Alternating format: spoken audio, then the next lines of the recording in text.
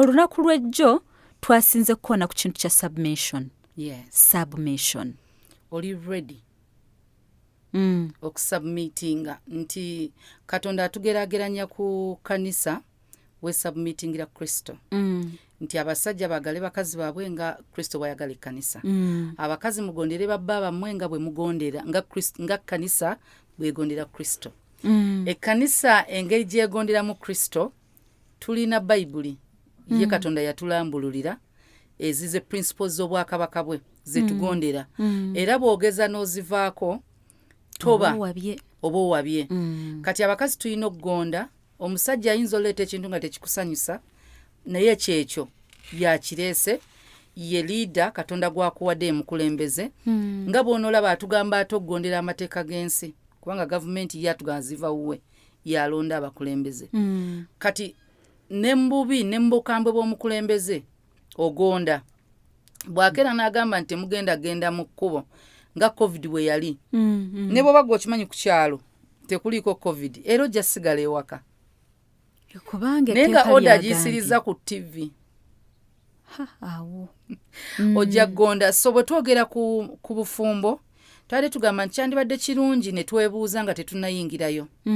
Kangereza okunoonyereza ku mulimu gw'ogenda okukola. Bw'oba ogenda kusaba ekifo mu kampuni nti njagala kubeera nga nze finance manager, nkusuubira okuba nga otegeera ky'osaba. Yes. Mu kampuni eyo. Bw'ogamba nti ngenda kubeera engineer, tulowooza nti omanyi ky'osabye. CV omukama wo yalina obuyinza ogisaba. So n'omusajja omukazi CV ye gwagisaba. Naawe omukazi gw'osaba CV y'omusajja yagala obeera omwami wo. Does he qualify? Will you be able to submit to that man? Hey, okay. Kati mukama bw'ojja ku Salt n'osaba omulimu. Salt erina amateeka gaayo. Bw'osayininga endagaano, buli lw'osayininga endagaano eno eri contract eno gye tugamba ekuyingiza mu bufumbo. Kino kye muteekako emikono mu church. Kitegeeza okkiriza gy'ogenze omusajja yagenda okukulembera. Okkiriza nti gy'ogenze omusajja yagenda okukulembera. Company zituwa contract, tulina this civil contract. Yes. Gye tusayininga mu bufumbo. Abasinga tubeera excited ne tutamanya terms eziri mu ndagaano eyo. Abasinga tunulira only benefits. Wayo sayininzeeko endagaano eya company ng'oyingira mu mulimu nga gwe benefits omusala gwokka gw'olowoozezaako ze benefits z'obufumbo abantu ze basanyukira. Naye obligations tetuzirowoozaako nti omusala bange bagenda kumpa akadde kamu ne kakusanyusa nnyo nga contract egamba tukusubira ano 11 nnyuka 12. Benefits versus obligations. Kati obufumbo benefits weziri amateeka gagenda zikuwa nti bw'oba mukyala wa gundi oli entitled to this. Then waliwo byogenda onnyumirwa kulabirira ebyo byonna benefits weziri. Tokyapangisa bakupangisiriza, tokyegulira ngoye baziggulira, emmere weeroboza gwagigula kati ewaka gw'ogifumba. Waliwo abagenda mu bufumbo beegomba independence ey'okubeera nga weesalirawo emmere, okubeera nti nze asalirawo bonna, nze mukyala mu maka ago, ekitiibwa nkifunye, emmere nze nsalawo kye banaalya, ngenda kulya lwenjagala. Abamu bava n'ewaabwe ne bagenda mu bufumbo nga lowooza eyo gyagenda okyakalira. Mponya obusibe bwa taata ne maama. Kumbe oyingidde bulala. There is another prison kati gye bayita marriage.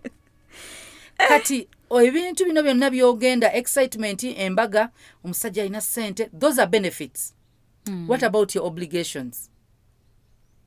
Okay. Omusajja ssente azirina, ajja zikuwa, ojja zinyumirwa. Obuvunaanyizibwa bwate. Kati obuvunaanyizibwa obwo abamu batusomesaako bya mbuliri ne tubituukiriza. Bye basinga okusomesa ne tutuukiriza obuvunaanyizibwa obwo naye ne twerabira obulala. Kangereza omulimu osobola otuukiriza obuvunaanyizibwa bw'okkeera n'otakola ng'okedde.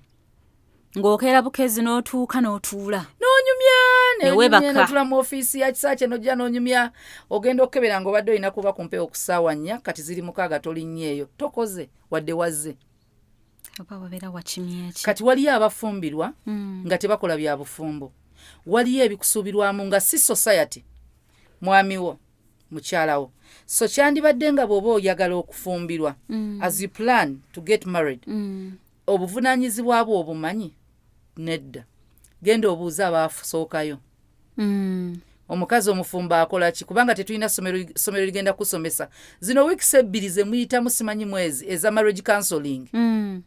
Tuesday class. Ezo class. Weeks 2 nga omuntu tomumanyi, obadde tomumanyi myaka 3. Ezo kanisa egenda zikuwa kirungi. Naye waliwo paati yo gy'ogenda okola okunoonyereza. Kanisa temanyi kubbaawo naawe takumanyi. Mwenoonyerezeeko. Omusajja ono obusungu bw'alina buno naabusobola. He's short tempered. Kazi ono ali short tempered naasobola nti ye kamuyambeko ayiga obufuga. Ekyo ogenda okimanyi. Omukazi ono mukozi alina okukeeranga n'agenda ku mulimu asiibayo n'akisobola. Naye ng'ate nze njagala. Waliwo abasajja nga naawe okimanyi oyagala emmere nga nze. Lwaki wasa omukazi atamanyi fumba? Lwaki oyagala okuyomba n'omuntu? Naye nga waliyo omusajja agamba oba yanfumbidde oba si yanfumbidde. It's okay. Naye gwe naawe okimanyi oli muganda oli agamba nti ettooke lyange nga boleze ng'ebinyeebwa bisibireko. N'oyagala otwale Makula ng'ewa bwe twakula nakkuuka bakozi baaliwo buli kimu oyagala nseese mu nku. Okizudde tonnampasa n'onsuubira nkyukireyo. Kati awakola atya? Kireke. Kyotasobola kireke. Bw'oba n'okisobola kkiriza ogende bw'otyo. Oba munno mugambe alaba oba anaasobola okwadjustinga. Oba anaasobola okubiyiga. Anaasobola okubiyiga. Ne waliwo olutalo lw'olwana nga terugenda kubeerawo. Nga gw'oyagala abiyige bambi ali bibye. Waliwo ebintu ebimu biba private. Naye waliwo omuntu omu yali yeemulugunya. Nina we nnali. Ng'ayomba nti ye yali ayagala musajja mukomole. Bwe yatuukayo n'asanga si mukomole. Ne mugala lwaki tewamubuuza? Asobola okukulimba. Kati bali mu lufumbo mu lutalo agambye nze sibikirizamu tosobola kunkomola.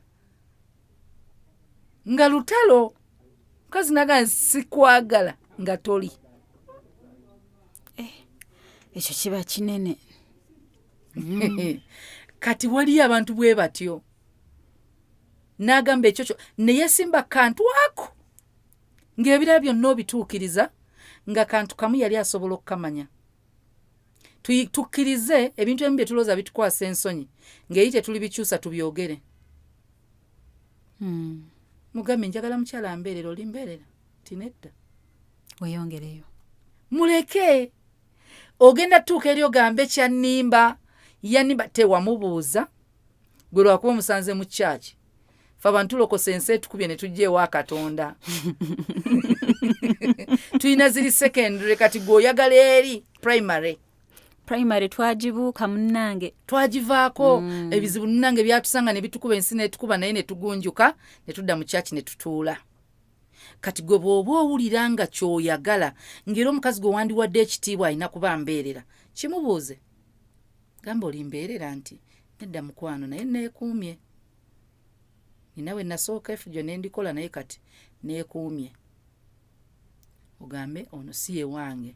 Dani obeera mu bufumbo nga toli musanyufu ng'omukazi omuyisaamu amaaso obimulangira nga wamutwala tomubuuzizza.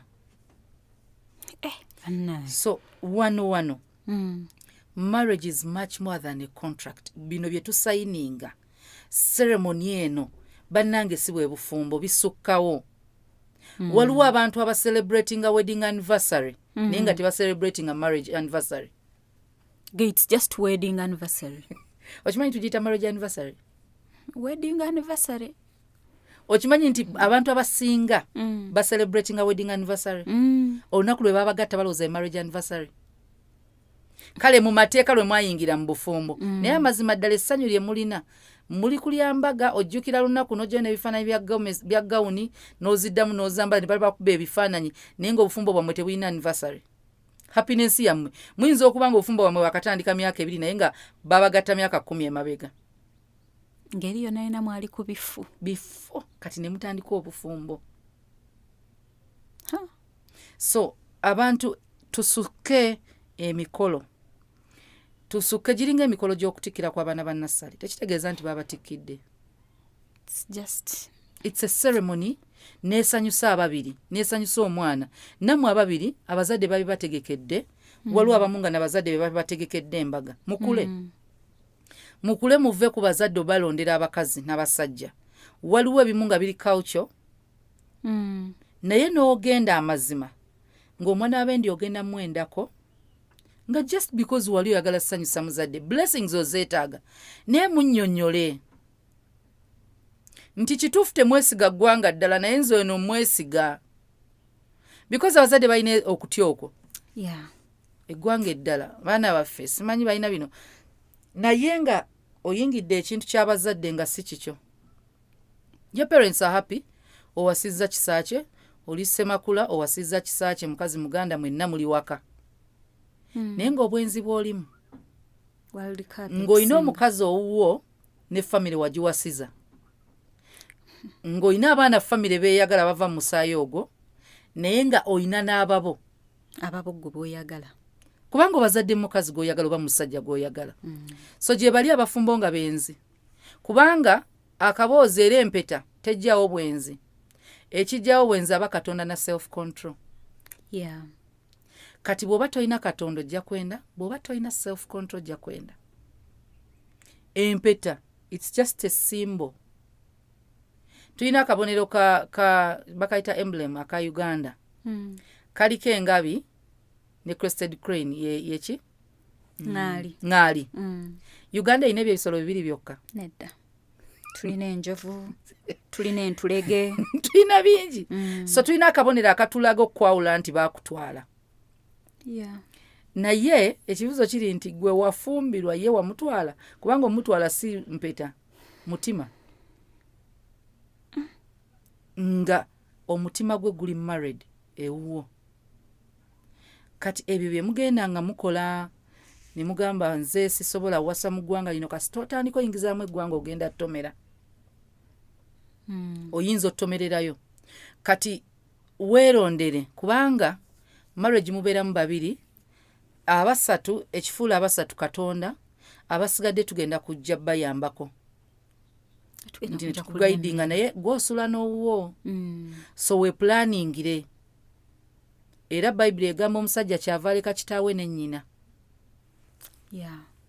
ne mugenda mufuuka omuntu omusobe. Tuba twogera kuteekateeka obufumbo manya it's a relationship Katonda yagitegeka nga it's an eternal oba ngiyite concept ng'ekintu yakiteekawo n'agamba kino ky'abantu kubeera babiri obulamu bwawe bwonna kubanga alina kyabaagalamu alina kyabasuubiramu.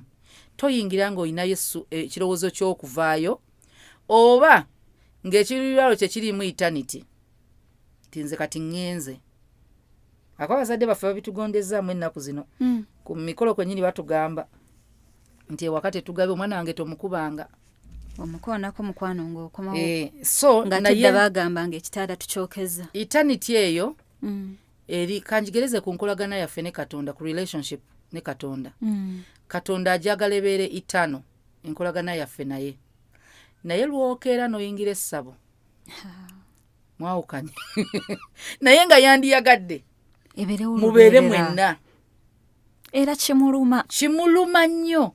Waliyo abantu ng'enjawukanaye ne mukazi we muluma naye nga talina kyakkola ne waba omukazi ng'enjawukanaye ne bbaawe muluma nga talina kyakkola ng'omusajja agenda muttira mu nju naye n'amutta kasita okyuzinga path endala ku kyemwa agreeing ne mu ndagaano zonna kyovalaba mu makooti oba kye bayita divorce because mu ndagaano y'obufumbo waliwo ebibasuubirwamu bwe mulayira ekintu kye bayita mu bubi ne mu bulungi obubi obuva ebweru tulina obugumiikiriza so obuva mu ggwe kubanga nakuwasa tobulina. For better for worse kitegeeza situations eziri outside us ekyo kye bagamba mu economics ceteris paribus teziva mu ggwe obubi tebuva mu ggwe gwe nawasa teyali mubi mu bwavu ne mu bugagga factors eziva ebweru ezitwavuwaza tulina okiyitamu babiri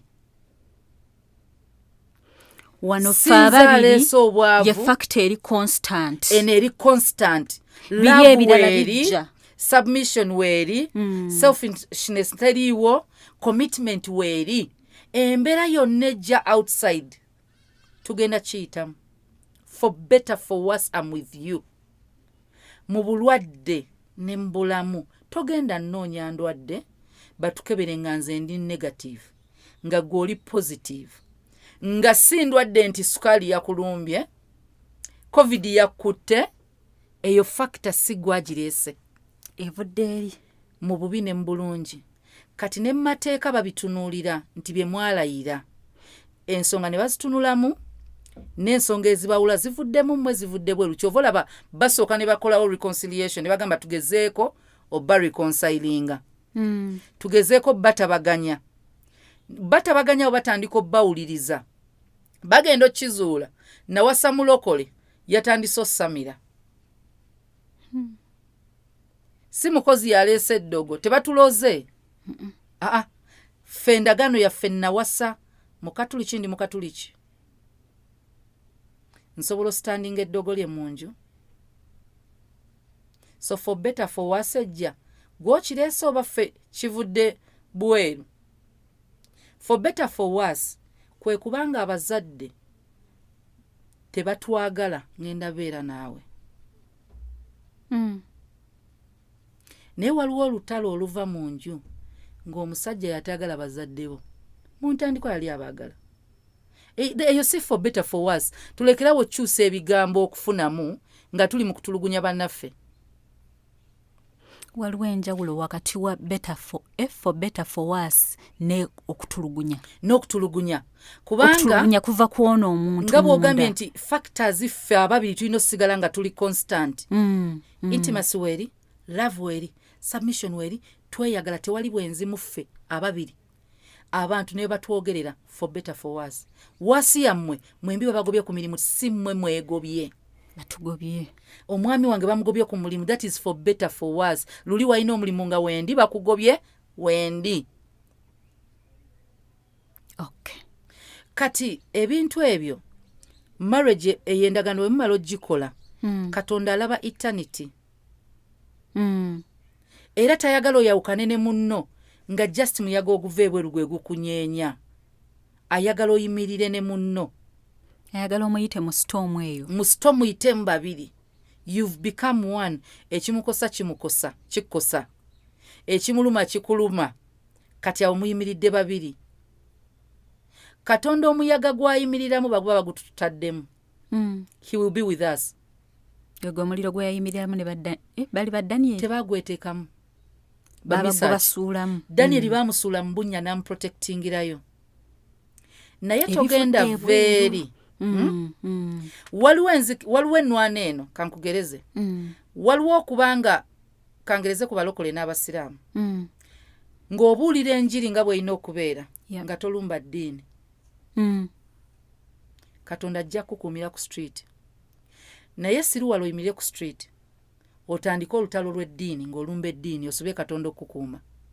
Bajja kukuba. Olwo olutalo gw'olwetaddemu si yalutaddemu. Wali abantu kankugereza abajulizi. Abajulizi baafa olw'enzikiriza. Twawula okufa olw'enzikiriza n'okufiirira enzikiriza byanjawulo. Yesu ye yafiirira faith yaffe ebeerewo. Ffe tufiirira tufa lwanzikiriza, omuntu akutulugunya lwanzikirizayo. Naye si ggwe. Si ggwe asituse n'ogenda mu muzikiti ne kiro y'embizi lwakuba oli mulokole. Ansanze wano nayo naŋŋamba togirya. Ngenda kukuba essasi. N'obwogenda mu mateeka oli wa ddembe. Omuntu kiringa kye tuyita trespass mateeka. Bw'ova wano n'ogenda mu luggya lw'omuntu. Kyawukana n'okubanga omuntu akusanze mu luggya lwo. Bw'ova wano n'ogenda mu muzikiti n'embizi ne bakutta. Gwe yeetutteyo. Kirala. Yes. Omusiraamu bw'ajja mu kkanisa nakkubiramu nakyo kirala. Kyova olaba ne UCC amateeka ga communications. Omusumba bw'ayimirireyo mu kyaki n'ayogera ebintu ku ddiini tebamulinaako buzibu bizze ku mpewo. Wenzija n'embyogerera wano. Nenzija wano n'entandika. Of worship. Oli wadde mbosinza balubaale mu Uganda. oli waddembe okusamira, oli waddembe okubeera omukatuliki omusiraamu, toyina right evumirira mulala ddiini gy'alimu. Bw'oba obigamba balokole bo mu church beerayo, abo balokole boolimu. Dda ku street, dda ku radio, olwo olutalo olugenze mu mateeka ga ggwanga. Okay. Kati eno mu bufumbo embeera eva ebweru gume guma ne munno. Embeera eva mu mmwe omusajja gwe wafumbira teyali mukubi. Kati akuba nti for better for worse. Nga kubira ki? Yesu yabuuza, ani ku mmwe ng'endogoyi ye bw'egwa mu kinnya ku lunaku lwa Ssabbiiti tagijjaayo? Tosobola girekayo. Ani ku mmwe nga oli mulokole ng'omwana wo mufumbizza musajja mulokole n'amukuba, mwana n'akomawo n'agamba laba ebiwundu, n'amukuba n'ammenya omugongo ne bamuwa ekitanda n'omulekayo mu bufumbo obwo? Tosobola. Omwana wo? It was period Katonda yajja kuwa bulamu, not to take it. N'obwowulira obuwulizi nti bamukoze ekintu ogamba exactly. Waliwo omusumba omu yajjayo muwala we mu bufumbo. Omwana gwe yamufumbiza mwana wa musumba. Okuba omwana w'omusumba tekifuula omuntu nti mulokole, kyekireese ebizibu. Yes. Ng'akuba omwana we kataamu tebamuwa ekitanda. Ng'omwana amenyese omugongo, omwana n'agamba daddi, ssebo, oba oli musumba oba siri musumba siddayo. Bagenda kunzita, taata ne yeegayirira omwana. Ng'emanyi byagamba ngenda kuswala. Ku kyaki bagenda kungoba. Kati nfe kubanga oswala? Namugamba sinze musumba mu kyaki eyo. Era bw'oyagala ngiveemu nja givaamu. Olaba omwana bw'akyawa Katondawo. Yeah. Ngalooza Katonda w'alina twala bulamu bwe. Taata omwana n'ava mu maka. Taata ne bamugya ku kituuti okubuulira enjiri. Kubanga omwana yavudde mu maka. Beeba Abafalisaayo, Yesu be yagamba munyirira kungulu mulinga malaalo. Taata ne bamugya ku kituuti. Bamugya ku kituuti ne bamwetonza, otwenza ku kituuti ne yeetondera ekkanisa. Mwe Kristo. Omwana we yalifudde. Omwana we avudde mu maka, si ye. Nedda. Sweet. Kugamba omwana, it was okay for the child to die. Thank you. Basigaze ekitiibwa nti omulokole tanoba. Nyize. Taata bamwetonza mu kyaki ne bamugya ne ku kituuti for some time kubanga takyalina authority ebulirira balala ng'owe teyamubulira. Abantu batandika otuula mu ntebe ya Mukama. Ibannange. Kati for better for worse, oyo omwana omuwala bw'aba afumbirwa, bambi yafumbirwa omuntu alina love, acaringa, ali omulokole, mutabani w'omusumba. Bw'atuuse eyo nga muntu mulala, monster. Nga monster. You can't stay married to a monster. Kati abantu abamu awo Yesu yabuuliza kummwani ng'embalaasi yo bw'egwayo. Bamubuuza lwaki awonya omukazi ow'ebbanga ku Ssabbiiti. Yali mulesa afe. Waliwo kye bayita love. Waliwo tugamba love has no boundaries. Kambabuye love emenya kye bayita ebisenge. It breaks the law. Yeah. Yesu yamenya amateeka mangi olwa love for humanity. Yeah. Bwe yalaba omukazi ow'ebbango, love gye yayina, okwagala kwe yayina, okufaayo kwe yayina, Ssabbiiti ye nannyini waayo, ye mukama waayo. Kankugereze. NRM government si eri mu buyinza. Esobola okumenya constitution lwa agenda yaabwe. Tebagikwatamu? Lwaki bagikwatamu? Now, bw'aba Katonda ye nannyini Ssabbiiti, toyinza gamba ate Ssabbiiti emusinga amaanyi. No, he's the Lord of the Sabbath. Thank you. Katoyinza gamba nti etteeka lyeri musibanga yaliteekawo. Kati ogambe nti government yeri mu buyinza eyagala kweyongerako ssemateeka nga be basinga obungi mu parliament basobola gikwatamu. Then do they have power? Benefits versus obligations. N'ebino eby'abantu tulaba obulabi bannange. Tukole ebintu nga byaffe. Ebyaffe. Yeah. Ate togendayo nga totegedde bukulu bwa kintu ky'ogenzeemu. Kituufu. Bw'oyingira awantu nga tomanyi kiriyo, kiringa ova kuno n'ogenda Amerika nga tolina gw'omanyiyo. Oba tolina street gy'omanyi, bw'otuuka ku airport ki ekiddako. Oba ogenda kuzzaako ki. Ogenda sulawo, ogenda kuzzaako ki. So tulina okumanya nti obufumbo Katonda yagala tubeereyo obulamu bwaffe bwonna. Tumwese ekitiibwa. Kati tulina omanya nti gye tulaga it's a relationship of intimacy. Yes. Bannange. Intimacy esukka okuba nga mwogera bwogezi bugambo nti I love you, you are sweet, your hand. Obwo obugambo bwe tweyita. Getting a physical. Kagereza ekintu kye how do we get physical with God? Kwe kubanga tumuwe obudde ne tukufellowshippinga. Waliwo ebifo ebyayawulwa nga byakusisinkanira mu Katonda wadde ali buli wamu. Osobola omusabira ng'oli waka, osobola okusaba nga ali wonna w'oli ne mu baasi. Naye kasitogeza n'oyawula nti eno kanisa, eno kereziya, guno muzikiti. Kitegeeza ekifo Katonda akirecognizinga kiri sacred kikye. Kati waliwo tugamba kaŋŋende mu church nsinkane Katonda. Obanga ali physical naye because ekifo waali twakyawula nti kikye. Yes. Kati Katonda we tuba tu fellowshippinga ne tugenda nga mu church. N'obwobeereyo ngo omanyi okusaala. Sapulo ozisoma, Hail Mary n'ozimalayo. N'okwata ennyiriri zonna n'ozikwotinga. Nga tewaliiwo kusinkanako Mukama to fellowship with others. Atugamba obutayosa. Okusaba obutayosa. Naye atugamba tusobola okuba nga tu fellowshippinga together.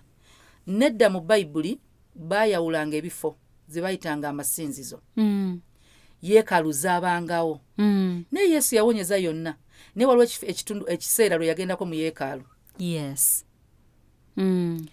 Kati omukyala bw'oba oli eyo ng'omaze emyaka 2 oli bweru nga bba wali Uganda. You're not married. Kati awobeera kuki? Legally you are. Naye kye tuyita intimacy, omukwano gwammwe okubanga buli ssaawa. Kangereze friendship etaliko communication. Ne mba mwogera bujjo ku masimu nga temusinkana mugenda laba nga kigenda kifa. Closeness eri ekendeera tebeerawo. Ogenda owulira nga attachment si yennene nnyo eri awo. Kubanga abantu bano betera okubeera nabo tufuna attachment, bond etandika okubuildinga. Naye ekyo kibuildingibwa mu kubanga musisinkana. Kati omwami wo n'omukyala temuyinza kwerimba nti muli ku long distance relationship, muli ku masimu. Mwaka gumu 2, 3, 4, 5 Sitaani ali mu kulimba. Muli mu kwerimba mu butonde muyina okubeerako mwenna. Kati waliwo oli agamba nti nze nawulirako abamu discussions abawala ng'agamba nti nze omusajja nga ayagala abeera nange buli lunaku atya. Nze njagala muko my space. Your space. Space yo yetya. Omwana ono mugereze ku muzadde we. Abaana ffenna abantu ekituleetera okubanga twagala nnyo bamaama kaabe musajja. Ng'ekigambo maama kiri maama. Ng'oggyeko omutango maama gwe yawa ogw'omusaayi nti yazaala. Bamaama balina obudde bw'abaana nti omwana abondinga olwa closeness eriwo. Amuyonsa n'abeeranga naye amwambaza akola buli kimu kyonna ng'alina maama. Yamutwala ku ssomero, bw'aba tamutute yamwambaza omwana namutwala yamufumbira. That physical presence era eyongera bond. Taata tatera kubaawo. Taata tebatera kubeerawo physically. Financially baweereza bikiwe ebityo. Kasita emotional support ebeera nga muntu aliwo. Omuntu ono akubeererawo. Mwangu nnyo okukwatagana naye okubondinga. Katoyinza kubanga ogamba nti genda ofumbirwe naye ng'osuubira bbaawo okubanga tobeera naye. Oba olimba. Twetaaga abantu okubondinga physically mu bufumbo. Kyova olaba mugenda fuuka omuntu omutoyinza katugeza singa omusajja akwasa n'asigala ewaabwe nawe n'osigala ewammwe. That's a fuss. Lwaki agamba kyova oleka kitaawo n'ennyoko? Va olina okuva ewantu mugende mubeere babiri. Muyina okubeera one flesh. Tetusobola fuuka omu nga tetulina budde bwaffe. Obudde obwammwe okwogerako ekireetera abantu bano genda out. Kwe kubanga ewaka muyinawo abaana, muyinawo abantu bangi ne mwetagako akadde mutuleko babiri. Munyumyeko. Ebyammwe ababiri. Musekeko babiri. omanye munno bwali, because bulijjo okoma okumanya munno omanya ky'otalina kukola kumulumya, ky'olina okukola omusanyusa. Ekimusanyusa ojja kitegeera ng'obeera naye. So ojja kwesanga abantu kyonna kye bawuza communication ekibawudde, abantu bwe bateewa budde banguwa okwawukana. Obwenzi obusinga busobola okujalwa intimacy obutabawo wakati w'abafumbo. Spiritual, emotional, physical closeness byonna byetaagibwa. Nti emotional closeness munno bw'akaaba w'oli. Naye waliwo eri physical. Katugereze ku mukazi nga oli mufumbo, omwami we toyagala beera naye omwaka guweze, naye ng'alina omuwala ali available for him. Waali tuli bantu jjajjawo okukkiriza yeebaka n'agali. Kwegamba obeera okoze nga Saala kye yakola Hagali. Indirect, gwe tomugambye na mimwa na bikolwa by'okoze. Ate no actions speak. Actions speak. Kubanga bwe tuba tutendeka abantu tubatendekera mu bikolwa ne mu bigambo. Actions are very kati loud. Ebikolwa, kangereza ebikolwa. Bw'oba oyagala okuntendeka amazina teweetaaga kuŋŋamba zina booti. Zina buzinyi njagga koppa. Kola bukozi bw'enti steps ze zino. Steps bw'ozindaga nga nkikoppa nga toyogedde. Nti ne Kasiru asobola otendeka omuntu okuzina. So ziba action. I've ever been to a deaf school nga babatendesa amazina. Tebawulira ngoma, tebawulira ki, naye nga balina bafuna omuntu awulira abagenderako nga gwe bagenderako. Bagenda bugenzi. Gwe tunuulira omwana ku TV ng'alaba akalango ng'oggyeko volume. Akola kye bakola si kyawulira. Ani ne bw'advert obumu obutukwata omubabiro, it's what is there. Exactly. Obwa TV. TV it's visual. Yes. Tulabe. Kati n'abantu waliwo abantu nga batusomesa nabikolwa batubulira nabikolwa kyakukola. Omwana toyinza kubanga omumme ewaka emmere n'omunenya okulya ewa neighbor. Gobeera omusindise. Sooka otereeza ekyomuwa emmere olyoka otubulire lwaki ali ewa neighbor. Batukubanga edda okulya mu kyalo. Naye mutukuba okulya mu kyalo nga bakubuuza twali tukumyeko emmere ewaka nti nedda. In other words yandiba ensonga eriisa omuntu mu kyalo. Kati physical intimacy eno erimu obudde okuba munno obudde ng'omusajja nawe ng'omukazi. Mwembi si mukazi yekka. Omusajja toyinza kubanga essaawa ziri 24 ng'essaawa 2 za birala atali mukazi wo. Essaawa 24 zetulina kiro na misana. Yes. Essaawa 2 za birala ye muntu agenda n'akola n'akomawo waka 12 oba emu.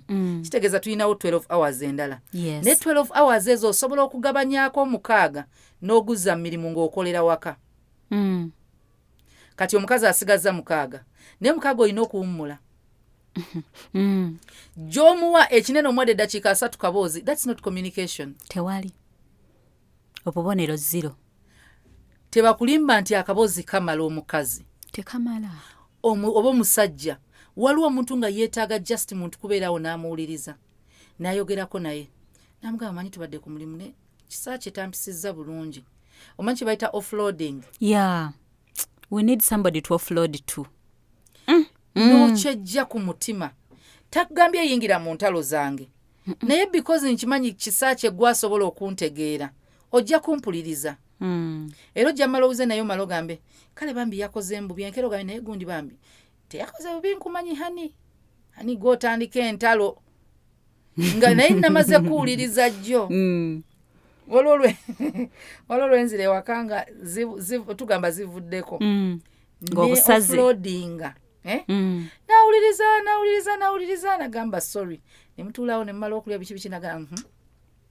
Naye nkumanyi. Olugo walutandise. N'osirikiramu nawe nogaa kituufu nze nalutandise. Nagaa naye wandikoze booti ne booti. Naye nga yamaze kuwuliriza n'owejjako pressure eyo. Ekivaawo kisaache ekiruyi ne kiva ku mutima. Okimanyi hani wamaze nabadde omutuufu. Nakoze booti ne booti. Nagamba naye okimanyi finance office eyo bw'oba ogendayo ojjayo ssente ojjuza akapapula bwe kati. Lwaki wagenzeyo nga totuteka papula? tala nti gwabadde mu nsobi kubanga kisa kyetayinza kuwa ssente nga toformalizinze request yo kati gwe okuyomba naye nti yakumye ssente nga tewawandiise ye procedure y'oku mulimu ogenda realizinga nga kituufu gwoli musobi naye yasoose n'awuliriza omukyala we yes waliwo lwe teetaaga obudde tuwuliriza ng'ozze wa takisi yakunyiiziza nasanze ekya takisi nekinkola wekiti nga ye kyalina okugamba sorry honey n'okkakkana. By the way omuntu oyo ekigambo kyayogedde kikukkakkanya nnyo mangu nnyo ate era yasobola okwogera ekintu ne kikujjako mangu nnyo. Okimanyi nti defender wa asooka yaba spouse wo ne bw'oba mukyamu bijja luvannyuma ery'obukyamu naye imagine ng'okoze ensobi muli mu bantu omwami wo n'awolereza omuwala omulala abadde akuvuma awo ovaako mu ddakiika sekendi otandika n'olowooza beeyagala nga tebeeyagala kubanga mu butonde yalina okudifendinga so kati waliwo intimacy eno abantu abalowooza nti bwe ngenda mu bufumbo ntera okyogera buli yagala obeera omunaani tofumbirwa bw'oba okyagala obeera embeerera tofumbirwa genda mu convent kiwedde ebifo tujja kujangu wano ffe tugambe genda erubaga yita wano ne wano obuuze ebiddira simanyi oba balina sekretariatwanda ludda wa manyiyo mbeera nja kukutwala butereevu era nze bw'ojja no ngamba oyagala fuuka musisita noonya kisakye ono muyambeko yasazeewo tagenda kubeera na muntu physically naye oli mu bufumbo omusajja bambi atuuka n'okulaajana naga omukazi mwaka mulamba ate kikaabye ekyo oba omukazi n'agamba bannanga omusajja wadde ne bwe mugambako ki wa aŋŋamba yankoowa kiruma kati bw'oba toyagala that physical intimacy that closeness bambi biveeko obudde tobulina waliwo abantu nga mulina kubeera nga Pawulo yagamba atasobola kyebera wasa. Pawulo yali mubulizi wa njiri abasumba oli mubulizi wa njiri Katonda yakuyita but you have a ministry called your family. Mutambula n'omala emyezi 6 bweru wa ggwanga omukazi ono akuuma kitiibwa kyo na kikye n'ekya Kristo naye ekya Kristo yakyekumira ekyekkanisa ye ekyo teryakitwala ekikyo n'ekikyakikuuma obutayenda neebeera muntu mulamu omulekera abaana be bagenda okwebaka naye munja komawo nawe okitegeera njiri takitegeera tomukyaya Katonda wo tomukyaya njiri waliyo abakazi nga bakyawa enjiri lwa babaabwe ne waba omusajja nga yakoowa obuweereza n'ekkanisa lwa mukazi tuvumaganya Kristo tuvumaganyise kanisa bw'osoma Titus abakyala Katonda atugamba okuyigiriza abaana bawala okwagala babba baabwe naye atugamba erinnya lye lireme ovumaganyisibwa chapter 2 Titus chapter 2 bw'osoma kuva ku verse 3, 4 and 5 Katonda alina bw'ayogera eruzungu egamba bweti older women likewise that they may be reverent in behavior no slanders ayogera ku bakazi verse 4 egamba that you admonish the young women to love their husbands kitegeeza ogenda bayigiriza to love their children to be discreet to be chaste homemakers good obedient to their own husbands that the word of God may not be blasphemed. The word of God may not be blasphemed. Okuvumaganyisa ekigambo kya Mukama oba Katonda bagambye mu bayigiriza okwagala babba baabwe omukazi atamanyi kwagala bbaawe avumaganyisa ekkanisa era eri avaayo n'agamba abakazi abalokole bantama ekigambo obulokole si kikyo kya Kristo oli agamba enza bannange tewasanga mukazi mukatuliki omuntu aggu avumaganyisiza kisa kye yakoze ensobi mu maka omusajja n'alowooza buli mukatuliki bw'ali oli n'agamba nze abakazi abasiraamu tombuulira wayagala omu naye because alina ekintu ku ye kiyitibwa eddiini kati ovumaganyisa eddiini waliyo abantu abagamba nze amazima abantu be nabeeranga nabo nabeera mu Ndeeba nabeeranga ne mukyala Frida Serwadda nga nkola naye nga tulina obuweeza bwe tubeeramu wa Girls with a Purpose nga naye akimanyi n'abaweereza bonna nabagamba nga nze sinza fumbirwa musumba era bakyewuunya wali walayira nga nakirayira omukyala omu bali bamuyita Apostle Sibongere yajjanga mu gundi z'abakyala kubanga nabeera nnyo kumpi ne Pastor Frida n'aba ne media lumu ansanga mu church nga ntambula mpitamu ne twesinkana nga tutambula ng'ava South Africa nanyimiriza nangamba gwani nimugamba nze Susan biki nanga Katonda ndaze ng'ogenda kubeera Katonda yandaze ng'oli mbakazi bangi ng'oyogerera mbakazi bangi yandaze ng'omwami omusumba ne mugamba I cancel I bind buli kimu nabisaliza mu maaso ge nagamba ekigambo kimu yali ne Pastor Frida n'aseka nanga ne mugamba mbisaza nangamba nze ntuusiza bubaka gy'oli already gye buli kiridde nali simulabanga ko tetwogiranga nako yalaze mu conference n'agenda omulaba bamuyita Apostle Tumwine ansanga ava mu studio nangamba okimanyi Katonda yandaze ng'ofumbiddwa omusumba ng'obulira enjiri ne mwa tekiri baawo nabiwakanya namugana ekigambo to hell ekyo ky'oŋŋamba kigende mu geyeena naye ng'omanyi lwaki nayina abasumba b'endaba nga tebanneegombya kubeera bakazi baabwe nga sikyegomba kuvumaganyisa ng'ekitiibwa waliwo omuntu ogwo akivumaganyisizza n'osanga omukyala musumba omuvubuka nagamba nze sobola fuuka musumba ye mpasa nti omusumba ngalabyeyo omusumba omukazi oli nagamba nze sobola fumbirwa muweereza ng'ekimugambise kyalina omuweereza gwalaba akola effujjo mu maka oli nagamba nze sobola wasa muwala akola ku radio ng'alina gwe yalaba eyavumaganyisa bonna kati abawala temuyingira bintu bivumaganyisa waliwo abantu abassa ekitiibwa ky'obufumbo nga nawe ogamba nze okufumbirwa abasajja nga bakuba yalaba ogwo n'aleetera abakazi bonna okutya obufumbo omulenzi n'agamba nze sisobola wasa abawala bayaaye nga waliwo ogwo yali omuyaaye kati toyingirayo kutta birooto by'abalala bw'oba tosobola supportinga vision ya muntu totta ono alina ekirooto ky'okufuuka omufumbo tokitta nga lwakuba ofumbiddwa n'otuukayo n'otulugunya omulenzi buli mulenzi n'agamba nze nfumbirwe mpase manya guno omulembe gw'abana abakazi kubanga balaba n'abaliyo banyumya kati buli anyumya bw'atunyumiza ekibi ku bufumbo tukyawa oba tutya abanyumya ebirungi babutwagaza waliwo omuvubuka akola ku salt yayita nakolako yaŋŋamba ekyanjagaza okukola ku salt bakozi ba salt nembuuza nga babadde kinagamba bannanga abaana batwanira pasita mpulira njagala beere boosi wange paka lwe yayingira salt because ono gw'otreating addayo n'akunyumyako nagamba bannange ffe pasita atusasula bw'atugamba 2 gatuwa bw'atugamba 10 alituwa oli n'aveeyo n'agamba tokoleranga balokole nze nali nalayira obutaddamu kukola mu midia y'abalokole 2014 nga nagamba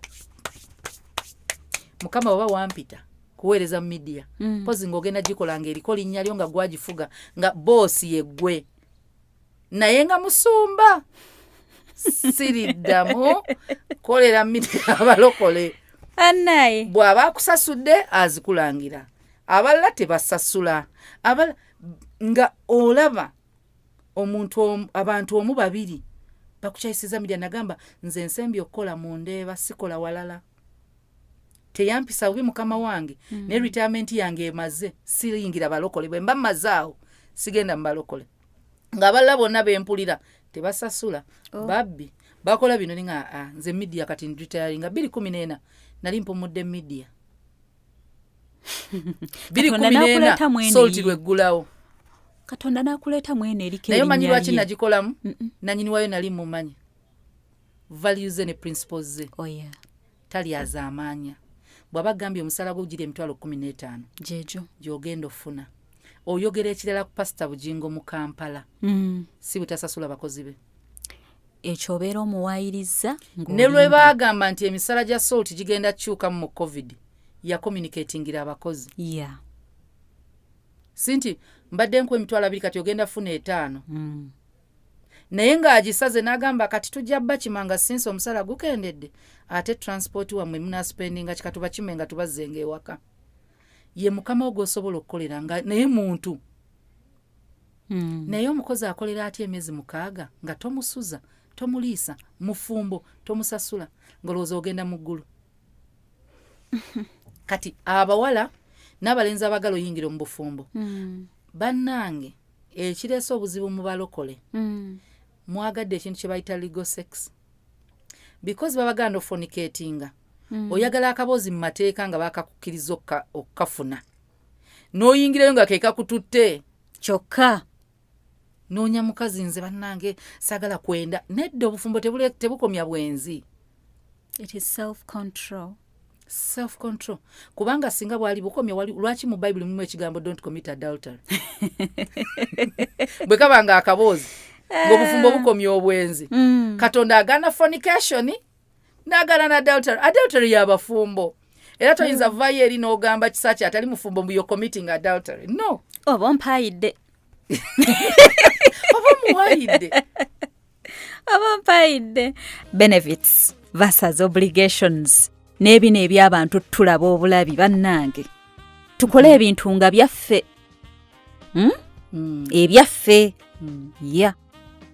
Ate togendayo nga totegedde bukulu bwa kintu ky'ogenzeemu. Kituufu. Bw'oyingira awantu nga tomanyi kiriyo kiringa ova kuno n'ogenda Amerika nga tolina gw'omanyiyo. Oba tolina street gy'omanyi bw'otuuka ku airport ki ekiddako. Oba ogenda kuzzaako ki. Ogenda ssulawo ogenda kuzzaako ki. So tulina okumanya nti obufumbo Katonda yagala tubeereyo obulamu bwaffe bwonna. Tumwese ekitiibwa. Kati tulina omumanya nti gye tulaga it's a relationship of intimacy. Yes. Bannange. Intimacy esukka okuba nga mwogera bwogezi bugambo nti I love you, you are sweet, your hand. Obwo obugambo bwe tweyita. Getting a physical. Kangereza ekintu kye how do we get physical with God? Kwe kubanga tumuwa obudde ne tukufellowshippinga. Waliwo ebifo ebyayawulwa nga byakusisinkanira mu Katonda wadde ali buli wamu. Osobola omusabira ng'oli waka, osobola okusaba ng'ali wonna w'oli ne mu baasi. Naye kasita ogeza n'oyawula nti eno kkanisa, eno kereziya, guno muzikiti. Kitegeeza ekifo Katonda akirecognizinga kiri sacred kikye. Kati waliwo tugamba kaŋŋende mu church nsinkane Katonda. Obanga ali physical naye because ekifo waali twakyawula nti kikye. Yes. Kati Katonda we tuba tu fellowshippinga ne tugendanga mu church. N'obwobeereyo ngo omanye okusaala. Sapulo ozisoma eomeri n'ozimalayo. N'okwata ennyiri zonna n'ozikwotinga. Nga tewaliiwo kusinkanako Mukama to fellowship with others. Atugamba obutayosa. Okusaba obutayosa. Naye atugamba tusobola okuba nga tu fellowshippinga together. Nedda mu Bayibuli baayawulanga ebifo ze bayitanga amasinzizo. Yeekaalu zaabangawo. Naye Yesu yawonyeza yonna. Ne waliwo ekiseera lwe yagendako mu yeekaalu. Yes. Kati omukyala bw'oba oli eyo ng'omaze emyaka 2 oli bweru nga bba wali Uganda. You're not married. Kati awobeera ku ki? Legally you are.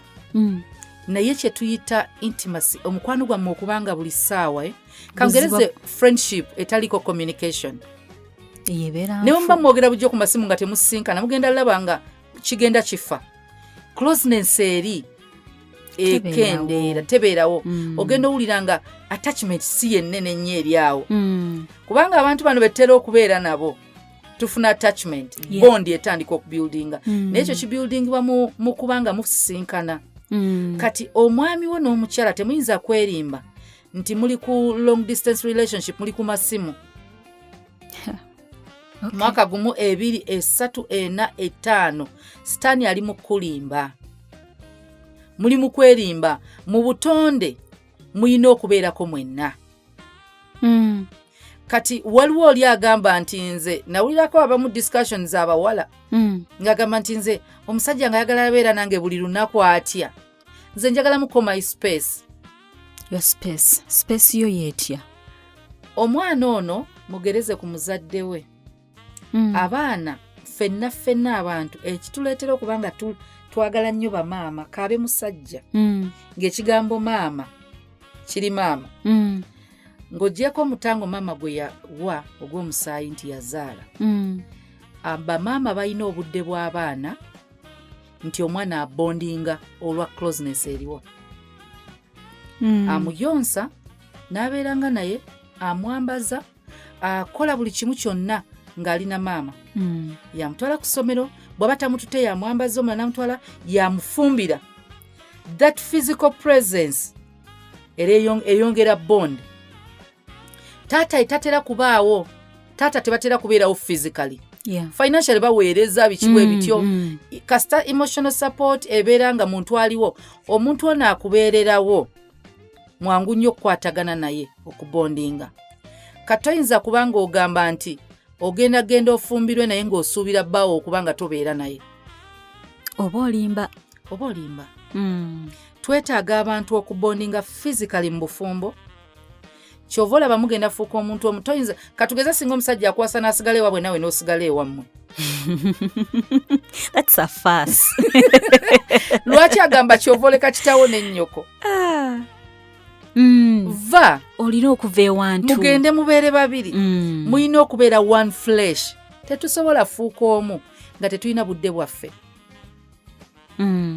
Obudde obwammwe okwogerako ekireetera abantu bano genda out kwe kubanga ewaka muyinawo abaana muyinawo abantu bangi ne mwetagako akadde mutuleko babiri munyumyeko ebyammwe ababiri musekeko babiri omanye munno bw'ali because bulijjo okoma okumanya munno omanya kyotalina kukola kyolina okukola omusanyusa ekimusanyusa ojja kitegeera ng'obeera so ojja kwesanga abantu kyonna kyebawuza communication ekibawudde abantu bebateewa budde banguwa okwawukana.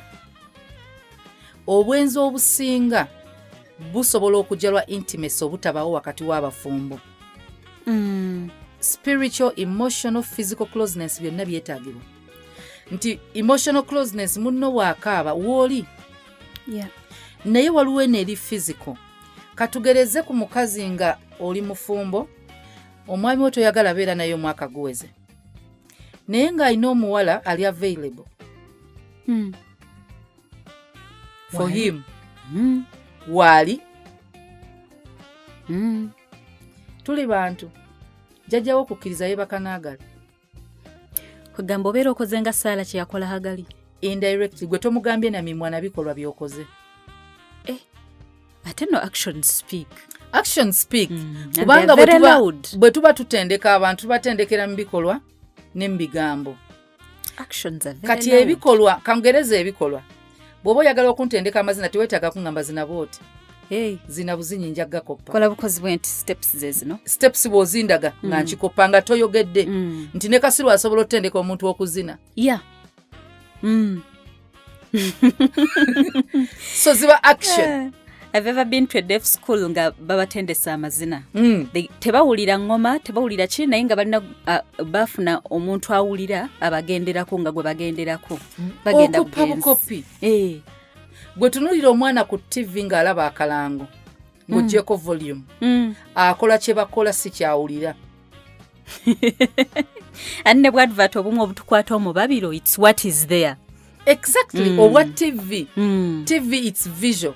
Yes. Tulabe. Kati n'abantu waliwo abantu nga batusomesa na bikolo batubulira na bikolo kyakukola. Omwana toyinza kubanga omumme ewaka emmere n'omunenya okulya ewa neighbor. Gobeera omusindise. Sooka otereeza ekyomuwa emmere olyoka otubulire lwaki ali ewa neighbor. Batukubanga edda okulya mu kyalo. Naye mutukuba okulya mu kyalo nga bakubuuza twali tukumyeko emmere ewaka nti nedda. In other words yandiba ensonga eriisa omuntu mu kyalo. Kati physical intimacy eno erimu obudde okuba munno obudde ng'omusajja nawe ng'omukazi. Mwembi si mukazi yekka. Omusajja toyinza kubanga essaawa ziri 24 ng'essaawa 2 za birala atali mukazi wo. Essaawa 24 ze tulina kiro na misana. Yes. Essaawa 2 za birala ye muntu agenda n'akola n'akomawo waka 12 oba emu. Kitegeeza tulinawo 12 hours endala. Yes. Ne 12 hours ezo osobola okugabanyaako 6 n'oguzza mirimu ng'okolera waka. Kati omukazi asigaza 6 ne 6 olina okuwummula. Gy'omuwa ekinene omwadde eddakiika 3 kaboozi, that's not communication. Tewali obubonero 0.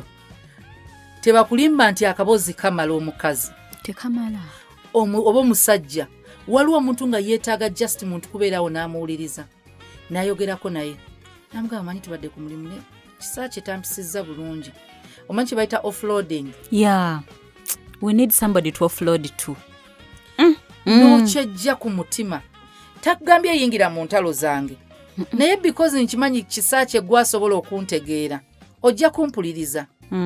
Era ojja malowooze naye omala ogambe kale bambi yakoze embubi enkero gambe naye gundi bambi teyakoze bubi nkumanyi hani gw'otandika entalo nga naye namaze kuwuliriza jjo. Waliwo lwenzira ewaka nga tugamba zivuddeko ng'obusaze offloadinga. Nawuliriza nagamba sorry ne mutuulawo ne mmala okulya biki nagamba naye nkumanyi olugo walutandise. N'osirikiramu nawe nogaa kituufu nze nalutandise. Nagaa naye wandikoze booti ne booti. Naye nga yamaze kuwuliriza n'owejjako pressure eyo. Ekivaawo kisaa kye ekiruyi ne kiva ku mutima. Okimanyi hani wamazi nabadde omutuufu nakoze booti ne booti. Nawe nagamba naye okimanyi finance office eyo bw'oba ogendayo ojjayo ssente ojjuza akapapula bwe kati. Lwaki wagenzeyo nga totuteeka papula? Era nti gwabadde mu nsobi kubanga kisaa kye tayinza kuwa ssente nga toformalizinze request yo. Kati gwe okuyomba naye nti yakumye ssente nga tewawandiise ye procedure y'oku mulimu ogenda realizinga nga kituufu gw'oli mu nsobi naye yasoose n'awuliriza omukyala we. Yes. Waliwo lwe twetaaga obudde tuwuliriza ng'ozze wa taxi yakunyiiziza nasanze ekya taxi ne kinkola bwekiti nga ye kyalina okugamba sorry honey n'okkakkana. By the way, omuntu oyo ekigambo kyayogedde kikukakkanya nnyo mangu nnyo ate era yasobola okwogera ekintu ne kikujjako mangu nnyo. Okimanyi nti defender wasooka yaba spouse wo. Yes. Ne bw'oba mukyamu bijja luvannyuma ery'obukyamu naye imagine ng'okoze ensobi muli mu bantu omwami wo n'awolereza omuwala omulala abadde akuvuma awo ovaako mu ddakiika sekendi otandika nolowooza beeyagala nga tebeeyagala kubanga mu butonde yalina okudifendinga. So kati waliwo intimacy scene abantu abalowooza nti bwe ngenda mu bufumbo ntera okyogera buli yagala obeera omunaani tofumbirwa. Bw'oba okyagala obeera embeerera tofumbirwa. Yena mu convent kiwedde. Ebifo tujja kujangu wano ffe tugambe genda erubaga yita wano ne wano obuuze ebiddira simanyi oba balina secretary Wanda ludda wa manyiyo mbeera nja kukutwala butereevu. Era nze bw'ojja wano ngamba oyagala fuuka musista noonya kisaa kye ono muyambeko yasazeewo tagenda kubeera na muntu physically. Naye oli mu bufumbo omusajja bambi atuuka n'okulaajana naga omukazi mwaka mulamba ate kikaabye ekyo. Omukazi n'agamba bannanga omusajja wadde ne bwe mugambako ki aŋŋamba yankoowa kiruma. Kati bw'oba toyagala that physical intimacy, that closeness bambi biveeko obudde tobulina. Waliwo abantu nga mulina kubeera nga Pawulo yagamba atasobola kyebera wasa. Pawulo yali mubulizi wa njiri abasumba. Oli mubulizi wa njiri Katonda yakuyita. But you have a ministry called your family. Mutambula n'omala emyezi 6 bweru wa ggwanga. Omukazi ono akuuma kitiibwa kyo na kikye n'ekya Kristo naye ekya Kristo yakyekumira ekyekkanisa ye ekyo teryakitwala. Ekikyo n'ekikyakikuuma obutayenda naye beera muntu mulamu. Omulekera abaana be bagenda okwebaka naye munja komawo nawe okitegeera njiri takitegeera. Tomukyaya Katonda wo tomukyaya njiri. waliyo abakazi nga bakyawa enjirirwa babaabwe ne waba omusajja nga yakoowa obuweereza n'ekkanisa lwa mukazi. Tuvumaganya Kristo, tuvumaganyise kanisa. Bw'osoma Titus abakyala Katonda atugamba okuyigiriza abaana bawala okwagala babba baabwe, naye atugamba erinnya lye lireme ovumaganyisibwa. Chapter 2 Titus chapter 2 bw'osoma kuva ku verse 3, 4 and 5 Katonda alina bw'ayogera era oluzungu egamba bweti older women likewise that they may be reverent in behavior no slanders. Ayogera ku bakazi. Verse 4 egamba that you admonish the young women to love their husbands. Kitegeeza ogenda bayigiriza to love their children, to be discreet, to be just, homemakers, good, obedient to their own husbands, that the word of God may not be blasphemed. The word of God may not be blasphemed. Okuvumaganyisa ekigambo kya Mukama oba Katonda. Bagambye mu bayigiriza okwagala babba baabwe. Omukazi atamanyi kwagala bbaawe avumaganyisa ekkanisa. Era eri avaayo n'agamba abakazi abalokole bantama. Ekigambo obulokole si kikyo kya Kristo. Oli agamba nze bannange towasanga mukazi mukatuliki. Omuntu agu avumaganyisiza kisa kye yakoze ensobi mu maka. Omusajja nalowooza buli mukatuliki bw'ali. Oli n'agamba nze abakazi abasiraamu tombuulira. Wayagala omu. Naye because alina ekintu ku ye ekiyitibwa eddiini. Kati ovumaganyisa eddiini. Waliyo abantu abagamba nze amazima abantu be nabeeranga nabo nabeera mu Ndeeba. Nabeeranga ne mukyala Frida Serwadda. Nga nkola naye nga tulina obuweeza bwe tubeeramu. Wa Girls with a Purpose. Nga naye akimanyi n'abaweereza bonna nabagamba nga nze sinza fumbirwa musumba. Era bakyewuunya. Wali walayira? Nga nakirayira. Omukyala omu bali bamuyita Apostle Sibongere yajjanga mu gundi z'abakyala. Kubanga nabeera nnyo kumpi ne Pastor Frida ne media. Lumu ansanga mu church nga ntambula mpitamu ne twesinkana nga Tambula. Ng'ava South Africa nanyimiriza. Nangamba gwani. Nimugamba nze Susan biki. Nanga Katonda ndaze ng'ogenda kubeera Katonda yandaze ng'oli mbakazi bangi ng'oyogerera mbakazi bangi. Yandaze ng'omwami omusumba. Ne mugamba I cancel, I bind buli kimu nabisaliza mu maaso ge. Nangamba ekigambo kimu yali ne Pastor Frida n'aseka. Ne mugamba mbisaza nangamba nze ntuusiza bubaka gy'oli. Already gye buli.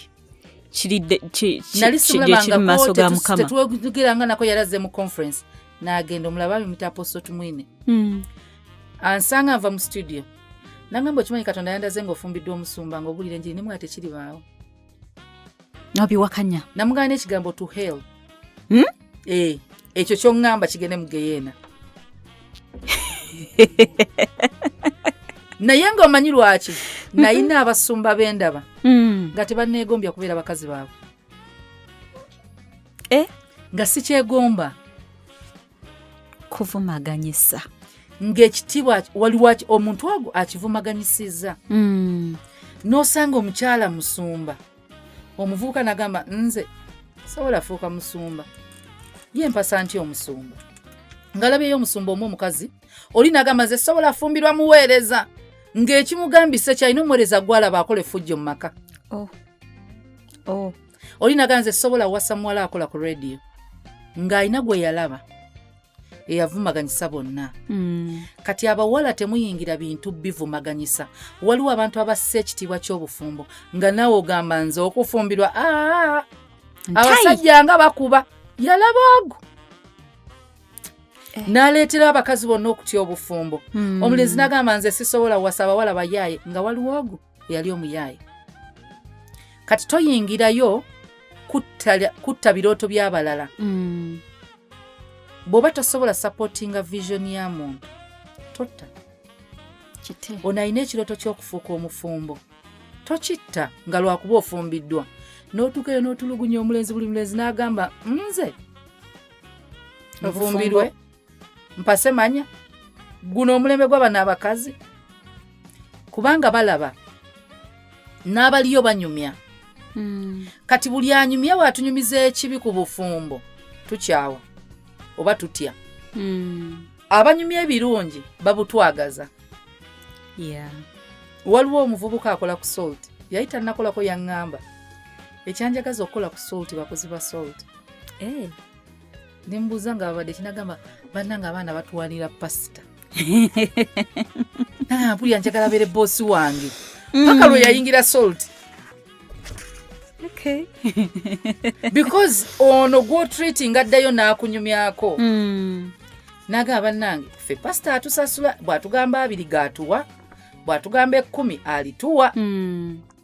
Oli n'aveeyi n'agamba tokoleranga balokole nze nali nalayira obutaddamu kukola mu midia y'abalokole 2014 2014 nga nagamba mukama baba wampita kuweereza mu midia pozi ng'ogenda gikolanga eriko linnya lyo nga gwagifuga nga boosi yeggwe naye nga musumba siriddamu kolera mu midia y'abalokole. Anaye bw'aba akusasudde azikulangira abalala tebasasula nga olaba omuntu abantu omu 2 bakukyayisiza midia nagamba nze ensembi okukola mu ndeeba sikola walala teyampisa bubi mukama wange ne retirement yange emaze siyingira balokole bwe mba mazaawo sigenda mu balokole nga abalala bonna bempulira tebasasula.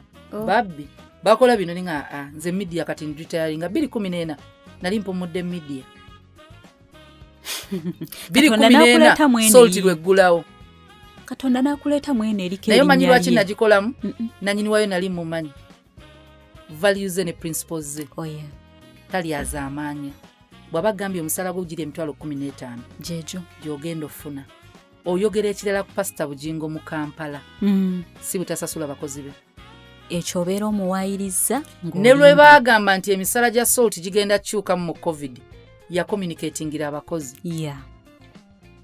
Sinti mbadde nku emitwalo 2 kati ogenda funa 5 naye ng'agisaze n'agamba kati tujja bakimanga sinsi omusala gukendedde ate transport wamwe munaspendinga kikatuba kimenga tubazzenga ewaka. Ye mukama ogwo osobola okukolera nga naye muntu naye omukozi akolera ati emyezi 6 nga tomusuza tomuliisa mufumbo tomusasula ngolowooza ogenda mu ggulu. Kati abawala n'abalenzi abagala oyingira mu bufumbo bannange ekireese obuzibu mu balokole mwagadde ekintu kye bayita legal sex because babaganda ofonicatinga oyagala akaboozi mu mateeka nga bakakukkiriza okukafuna n'oyingirayo nga kekakututte kyokka noonya mukazi nze bannange sagala kwenda nedda obufumbo tebukomya bwenzi. It is self control kubanga singa bwali bukomya lwaki mu Bible mulimu ekigambo don't commit adultery bwe kabanga akaboozi ng'obufumbo bukomya obwenzi. Katonda agana fornication n'agana na adultery y'abafumbo era toyinza vayo eri n'ogamba kisa kye atali mufumbo mu you're committing adultery no oba mpayidde oba muwayidde